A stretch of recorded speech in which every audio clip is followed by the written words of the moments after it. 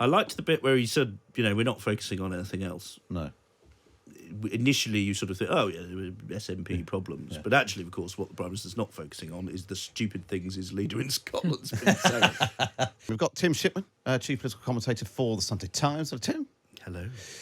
Lucy Fisher, outgoing chief political commentator for Times Radio. And now joining us, Lara Spirit, Times Red Box reporter, has been watching the rest of PMQ, so we don't have to. Can I ask, Matt, Go on. with Lara's addition, does that up the smug quota? I don't know, John in Sheffield, if you want to get in touch, John's not happy about his piece getting of smug 20 vibes. minutes of broadcasting I've heard. I mean, it may be that the more people talking means less Matt, which may mean less smug. I'm getting smug vibes. You think it's just me? I'm not saying it's just you, but I'm saying, it's not. It's not you, is it? John's hating this. Us having a conversation. He's very smug. It's even talking about it. He's isn't very smug. Us smugly talking about how smug we are. Smug Shipman talking to that smug Chorley. 87222. Starting message when you want to get in touch. Starting message with the word smug. Lara, where are we going first? We're going predictably to Stephen Flynn, Hey! the SNP's Westminster leader, who actually quite a rare show of humility today. I think how could it be otherwise, but seemed to kind of implicitly accept that his party and general wills for independence were in chaos. But listen to this question, because I think more interesting, as we spoke before, about the government's response to this. Rishi Sunak holding firm, as ministers privately say, to this idea that they don't want to get embroiled in making fun of the chaos in Scotland. They would much rather hold firm and seek to explain why actually the government in Westminster is doing quite a bit for them. Well, let's take a listen. This is Stephen Flynn.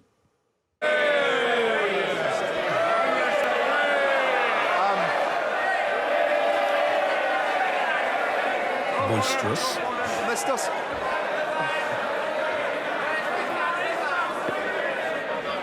As I said, I really do want to try and help the Prime Minister. If you don't, I do. Stephen Flynn. Mr. Speaker, I'm delighted to hear that they had an equally peaceful and relaxing Easter break as I did. Prime Minister. One person clapping. Their refusal to stand alongside striking workers on the picket line, their acceptance of the economic damage being caused by Brexit, or perhaps their support for denying the people of Scotland the right to choose their own future, which led to the leader of the Scottish Conservative Party urging voters to back Labour. Well, Mr. Speaker, what we're doing is not getting distracted by the things that are going on elsewhere, and we're focused on delivering for the people of Scotland. We're making sure that we fund public services well, with £1.5 billion extra in Barnett consequentials. We're making sure that we provide support with the cost of living. Now, I know, Mr. Speaker, at the moment, him and his party are focused on other matters. We're just gonna motor on with the job. Is that a motorhome joke? I think it must be.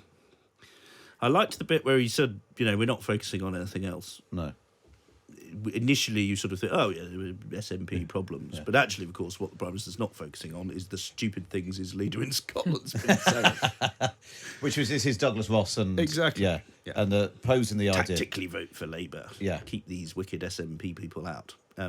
I think a lot of Tories in the south would think it might be rather better if people voted for the SNP and stopped Labour getting somewhere near to a parliamentary majority. But there we go. Yeah, actively encouraging lots of people to switch to Labour in Scotland is probably not of much help to the Conservatives.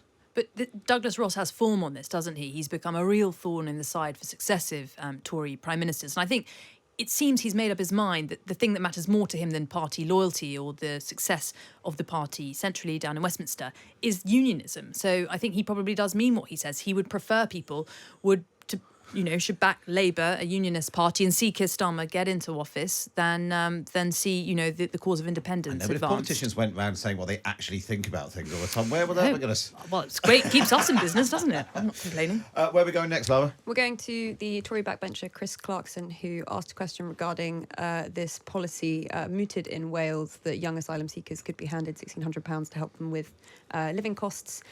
He was interesting in this respect because it listens like one of those questions that's possibly a plant where Rishi Sunak has given ample opportunity to disavow this policy and particularly to try and associate this policy with Keir Starmer, who has, of course, previously spoken highly of the Welsh Government. So take a listen. Let's take a listen.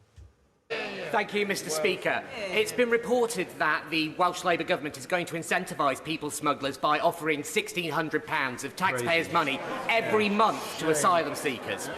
Can I ask my right honourable friend for an assurance that he will never contemplate such a daft idea in our small boats bill?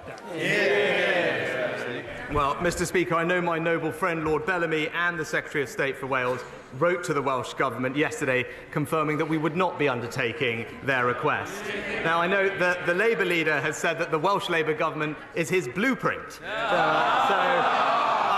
And unbelievably, as my honourable friend said, Labour in Wales are trying to pay illegal migrants £1,600. Mr. Speaker, we're stopping the boats. Labour's paying for them. We're stopping the boats, Lucy. Even though the figures yesterday showed we'd already breached 5,000 for this year. Yeah, quite. 50,000 even. Oh, yeah. Well, absolutely. And today, of course, the government facing a headache with Braintree Council, District Council in Essex, bringing a High Court challenge against the first of its sites to house migrants to detain them. So, I mean, the government's policy is in complete disarray, many more legal challenges on the way. And, of course, a growing rebellion with up to 60 Tory MPs threatening to revolt on the illegal migration bill when it comes back to the Commons next week. But the thing about Wales and Labour and the fact that Keir Starmer's on the record of court as saying it's his blueprint, is that a problem, do you think, too? I think it's generally a good scoring point in the chamber, and the Tory backbenchers tend to like that. I'm not sure it cuts through with the public, who, if you're in England, you barely know where Wales is a lot of the time. I mean, most people in England would visit France or the United States more often than they would visit Wales. So I'm not sure it's quite the kind of selling point that the Tories always think it seems to be. I'm not commenting because I've got into enough trouble with our good listeners in Wales this week after trying to pronounce the new name for Brecon Beacon. Go on, give it another shot. No, I'm not. It was made worse by Rachel Sylvester saying she wasn't going to call it blah, blah, blah, blah, blah, blah, blah. Anyway, we won't get bogged down in that. Email Wage Sylvester directly with any comments about that. Lara, it's John from Sheffield. Lara, have you got any more for us? I have got one more frequent show in Prime Minister's Questions. Rosie Duffield, of course, Labour MP, who is well-known activist on trans rights issues. She speaks up about new figures from the Women's Rights Network about sexual assaults in hospitals. Implicit here is this question of whether or not the legal definition of biological sex will be changed. As we found out, it might possibly in previous weeks. Rishi Sunak, in his response, indicating that he's well aware that Rosie Duffield will be watching that closely, so I think worth listening to. Let's take a listen. Thank you, Mr. Speaker. Thank you, Mr. Speaker. This week, the Women's Rights Network published a report by criminologist Professor Joe Phoenix called When We Are at Our Most Vulnerable, revealing that between January 2019 and October 2022, which includes the pandemic lockdown, of course, there were a staggering 6,539 reported rapes and sexual assaults in UK hospital settings. That's an average of 33 incidents every single week. And as 8 police forces did not provide any data, the real figures are bound to be significantly higher. What can the Prime Minister and his government do to ensure that all women, staff, patients, stay in hospitals?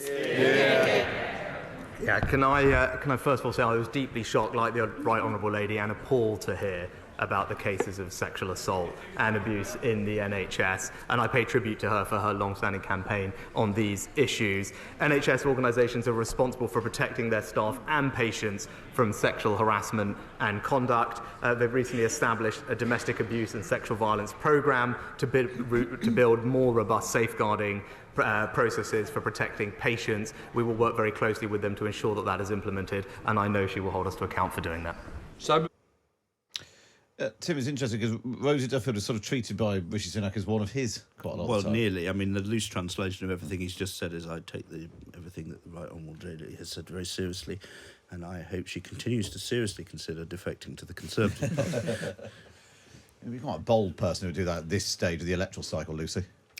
Yeah, I think she has now ruled it out on record, hasn't she? There was a time when she was sort of umming and ahhing, but you would think maybe she would have gone for it. I mean, she's withstood a lot of abuse, and she's represents Canterbury, a seat with a lot of students, a lot of quite kind of radical activists on the left who feel very strongly in opposition to her stance on the trans question.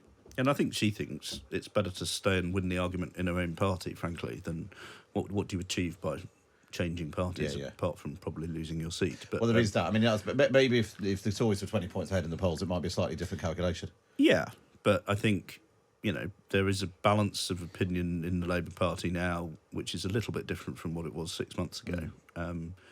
I think a lot of people would be sceptical that Starmer's quite found the answer yet that satisfies everybody. But he's moved closer. But he has moved closer to where she is, partly as a result of what she's been doing. Well, that brings us to the end of that. Thank you for that, Lara. What time can people expect your email in their inbox? Well, I said 2:30 earlier, but you said it wouldn't be then. So well, well, let's aim for 2:30, and if it's 3 o'clock, then so be it. So be it. How's that? Thank you. Times and Scottish, go to thetimes.co.uk/redbox. You get Lara in your inbox. Thank you, Lucy. Lucy, our last time on... Well, we might get you back at some point. Your last time on air. And someone's been in touch with something nice. Clarissa says, farewell to Lucy Fisher. It's been informative, measured and professional. Oh. Good contacts, great insights, also one of the smoothest voices on any radio station. Good luck and thank you, Lucy. So there we are. Oh, fantastic. And my mum's name is not Clarissa, so that might be a genuine stranger, so thank you. I think John in Sheffield has actually just turned the radio off, so he's far too much smug. Lovely to see you. Good to see you, Lara. Nice to see you, Tim. Nice to see everyone. Nice to see everyone watching along on the YouTube channel as well.